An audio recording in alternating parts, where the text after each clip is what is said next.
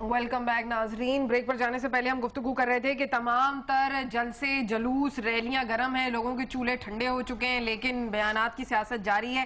اچھا, میرا یہاں پر سوال رؤف حسن صاحب سے. رؤف صاحب, پہلے کافی تحریک انصاف کے ریزرویشنز تھے کہ جی نون لیگ جلسہ نہیں کرنے دے گی, سیکیورٹی فراہم نہیں کرے گی, ایشوز کریٹ کرے گی. اب تو آپ لوگ خوش ہوں گے, مطلب نون لیگ نے ایسا کچھ بھی نہیں کیا اور آپ لوگوں نے اچھا خاصا جلسہ کیا.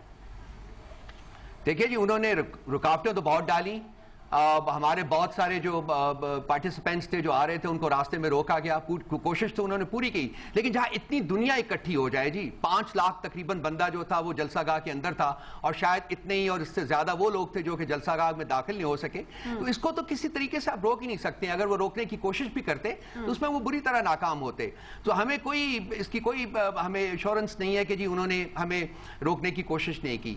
میرے شیخ صاحب سے 2 سوالات ہیں, میں کرنا چاہوں گا کہ یہ 3 ساڑھے 3 پونے 4 سال تک یہ زرداری صاحب کو سسٹین کرتے رہے ہیں. جب بھی زرداری صاحب کسی مشکل میں, جب بھی ان کے اوپر کوئی مشکل وقت آیا تو نواز شریف صاحب نے ان کو سسٹین کیا, ان کو اس مشکل سے نکالا. تو ان 3.5 سال یہ سارا کچھ کرنے کے بعد اب کیا ہو گیا ہے کہ ان کو زرداری صاحب میں وہ سب کچھ نظر آ رہا ہے جو پچھلے 3.5-4 سال میں ان کو کب نظر نہیں آ رہا تھا؟ کیا الیکشنز کی وجہ سے, کیا سینٹ کے الیکشنز کی وجہ سے, اور یا یہ اپنی جو انفیشنسی اور لیک آف پرفارمنس ہے, لیک آف ڈیلیوری ہے پنجاب میں, اس کو چھپانے کی کوشش کر رہے ہیں. انہوں نے, اگر ہم زرداری صاحب کو کہیں کہ جی فیڈرل گورنمنٹ نے ڈیلیور نہیں کیا, فیڈرل گورنمنٹ نے کرپشن کو پروموٹ کیا, تو میں ان لوگوں نے پنجاب میں کیا کیا؟ پنجاب میں 3.5 پونے 4 سال میں ان لوگوں نے کون سا تیر مار لی ہے کہ جی ہم ان کو بارے میں کہیں جی کہ یہ ان کی گورننس زرداری صاحب. چلیں ڈاکٹر صاحب موقع دے دیں نا, جواب دے دیں. ہاں جی شیخ صاحب. اب میں ان کی طبیعت صاف کروں. بات یہ ہے کہ ڈاکٹر صاحب کی باتیں سن کے پہلے تو میں ان کو مبارکباد پیش کرتا ہوں کہ انہوں نے پیپلز پارٹی جوائن کر لی ہے, کیونکہ کل کے جلسے میں آپ دیکھ لیجئے کہ جہاں خرابیاں اور برائیاں جنم لیتی ہیں ان کے متعلق شاید 5 یا 7 منٹ بولے ہوں گے, اور اس سے زیادہ انہوں نے مسلم لیگ کی کوتاہیاں اور خرابیاں نظر آتی ہیں. میں آپ کو یقین کے ساتھ صوفیہ کہتا ہوں, یہ میں نہیں کہتا کہ آپ کے اس پورے سٹرکچر میں رشوت اور خرابیاں آپ یکسر آپ نے چینج کر لی ہیں, ختم کر لی ہیں, لیکن آپ کسی پنجاب کے کسی وزیر کا نام لے لیجئے, آپ پنجاب کے کسی آپ عہدیدار کا نام لے لیجئے کہ وہ کسی کرپشن میں ملوث ہو. لیکن مجھے صرف افسوس اس بات کا ہے کہ جن لوگوں کے جعلی ڈگریاں ہیں, سستی روٹی کا سکینڈل ہے, مطلب ابھی ڈینگی چل رہا ہے, صوفیہ آپ دیکھیں, میں آپ کو ایک بات بتاؤں, سستی روٹی میں کوتاہی ہو سکتی ہے, کوتاہی ہو سکتی ہے, لیک آف گورننس ہے, ٹوٹل لیک آف ڈیلیوری ہے گورنمنٹ آف پنجاب میں, کوئی غلطی نہیں ہے. اور اب آپ آئیے انفارمیشن میں آج میں آپ کو 3.5 سال میں آپ لوگ پنجاب کو ماڈل حکومت بنا لیتے تو آج اتنی باتیں نہیں ہوتی. میں وہی کہہ رہا ہوں, ماڈل حکومت بنی ہے, موجود ہے, بنی ہے. آج میں آپ کو آج کی تحریر بتا دیتا ہوں کہ اس میں اس پاکستان کے عوام کے دلوں میں ڈاکٹر عبدالقدیر خان صاحب کی بہت محبت ہے اور بڑا احترام ہے. آج آپ ان کی تحریر پڑھ لیجئے کہ ڈینگی کے وبا کے متعلق جو انہوں نے لکھا ہے, وہ آپ کو پڑھنے کے بعد شاید یہ احساس ہو کہ میاں شہباز شریف صاحب نے اس وبا پہ قابو پانے کے لیے انت تک محنت کر کے. چلو رؤف صاحب بتا دیں گے نا, مطلب وہ لوگ بھی لاہور ہی میں ہیں, مطلب وہ لوگ زیادہ بتا چلے. رفیق صاحب ہمیں شاید نہیں پتا, ہم شاید کراچی میں. رؤف صاحب آپ کیا سیٹسفائیڈ ہیں تمام تر سچویشن سے؟ اینڈ بی ویری اوپن, آپ اس وقت آپ اس کو پولیٹیکلی نہ لے کے جائیے گا, ویسے سچ سچ بتا دیں کہ مطلب واقعی تسلی بخش کام ہو رہا ہے کہ نہیں ہو رہا ہے کس سلسلے میں جی؟ ڈینگی کے لیے. دیکھیے جی, ڈینگی میں دو ایسپیکٹس ہیں اس کے. وہ دیکھیے, پہلے ایک دیکھیے کہ جو رپورٹس ہمارے پاس آئی ہیں اس میں جو آفیشلز تھے ڈپارٹمنٹ آف ہیلتھ کے, گورنمنٹ آف پنجاب کے, انہوں نے مارچ اپریل میں وارن کیا تھا پنجاب گورنمنٹ کو کہ جی یہ وبا پھیل سکتی ہے, اور اس کے لیے انہوں نے ایک پریونٹیو میشرز کے طور کے اوپر ان سے کچھ پیسے مانگے تھے. لیکن پنجاب کے چیف منسٹر صاحب جو کہ اس وقت 16 منسٹریز کے اوپر بیٹھے ہوئے ہیں, ان کو پورے 172 کی اپنی جو ان کی اسمبلی ہے اس میں کوئی بندہ ہی نہیں نظر آتا جس کو وہ منسٹر بنا سکے. 16 منسٹریز انہوں نے, سن لیجئے, انہوں نے اس آفیسر کو جھاڑ دیا تھا اور انہوں نے کہا تھا کہ یہ تم کیا کر رہے ہو, یہ اس میٹنگ میں اور بیٹھے اس ہوئے کو تھے، نہ صرف یہ کہا بلکہ اس کو جیسے کہ ان کی عادت ہے کہ تھریٹن کیا تھا کہ میں تمہیں سسپینڈ کر دوں گا، تو وہ ساری بات اپنی جگہ رک گئی. اس کے بعد جب وہ اس آفیسر کی پریڈکشن کے مطابق ڈینگی پھیل گیا تو انہوں نے ناچ ٹاپ شروع کر دی. کیا یہ بھاگنے دوڑنے سے تو یہ چیز کنٹرول نہیں ہو سکتی؟ ڈیفینیٹلی آپ نے فرمایا کہ ہم بالکل سیٹسفائیڈ نہیں ہیں.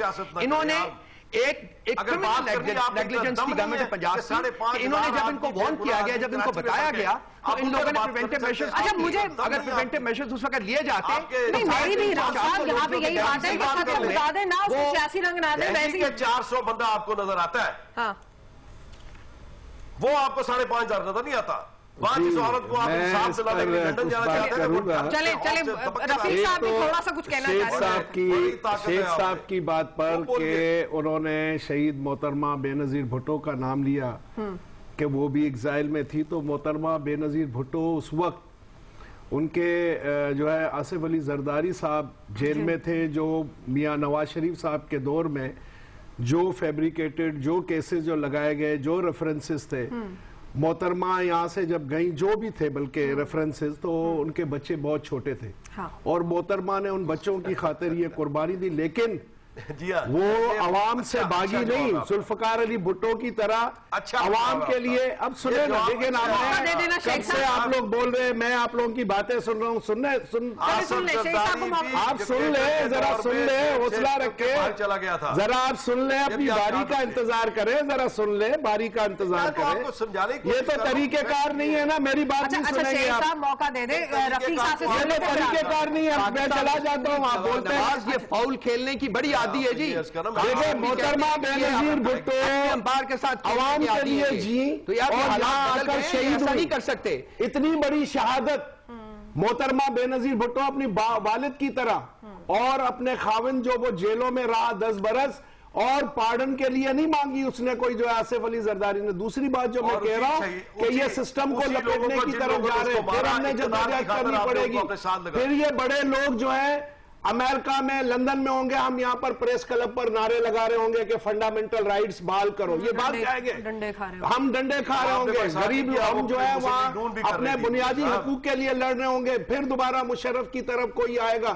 آپ سسٹم کو وہ نہ کریں، انتظار کریں الیکشن کا. اور جہاں ڈکٹیٹر کی بات ہوتی ہے، اب رہی بات ہوتی ہے ڈکٹیٹرشپ کی. میں جو بات کر رہا ہوں کہ بے نظیر صاحبہ مقتل گاہ میں آئی. اب عمران خان صاحب بھی اور نواز شریف صاحب بھی، شہباز شریف نے کہا کہ طالبان پنجاب پر حملے نہ کریں. عمران خان صاحب بھی طالبان کی وہ کرے. جب پیپلز پارٹی جلسہ کرے گی تو ہمارے جلسوں میں بم دھماکے ہوتے کر رہے ہیں جی. ہمارے جلسوں میں بم دھماکے ہوتے ہیں کے خلاف ہم لڑ رہے ہیں. لیکن یہ جو ہے ان کے گھوڑے پر آ رہے ہیں. اب شہزاد انور رائے کو جمع کر کے میوزیکل فنکشن ہم نے نہیں دیکھا کبھی پولیٹیکل، اس میں وہاں تو باقاعدہ نیا آئیڈیا لوگ جمع کرنے کے لیے اچھا آئیڈیا تھا. یہ اچھا طریقہ کار ہے کہ میوزیکل شو شہزاد رائے کو بلوایا، میوزیکل ڈرم بجائے، لوگ جمع ہوئے. لیکن عمران خان صاحب بھی آزمائے ہوئے ہمارے، انہوں نے بھی پرویز مشرف کے ریفرنڈم میں ان کو سپورٹ کیا تھا. انکانسٹیٹیوشنل کام کیے، عمران خان ایکسپوز ہو چکے ہیں. یہ کوئی نئی بات نہیں ہے. ہم ڈیموکریٹک حاصلات کے لیے بڑی جدوجہد کی ہے. رفیق صاحب موقع دے دیں، ناظرین موقع دے دیں. میں مہمانوں سے گزارش کروں گی، وقت ہوا ہے مختصر سے وقفے کا. اس گرما گرم ڈسکشن کو ایک بار پھر شروع کریں گے، لیکن وقفے کے بعد میرے ساتھ رہیے.